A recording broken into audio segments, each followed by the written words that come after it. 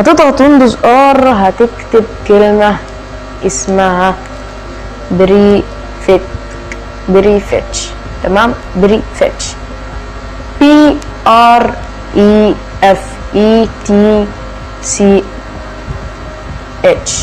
تمام، الكلمة دي تكتبها، دي بقى الرأس اللي بتطلع عمليتين الجهاز بجد. يعني الجهاز بيبقى بص ما بيفتحش بجد.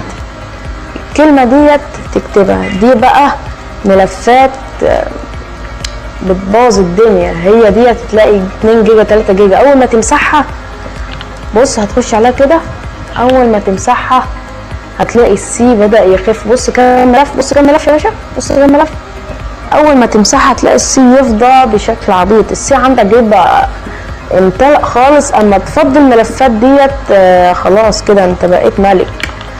انت كده بقيت ملك. الكمبيوتر بتاعك بقى ملك كده، مظبوط كده، محدش يتوقعني. دلت يا باشا الكلام ده كله ملوش لازمه. 139 ملف، يا نهار ازرق. تمام، خلص الكلام ده هتخش عند السله وتمسح كل اللي في السله. تمام، شوف انت مسحت كل اللي في السله. كونتينيو يا باشا، اظبط يا باشا. تمام، انت كده خلصت. الخطوه الرابعه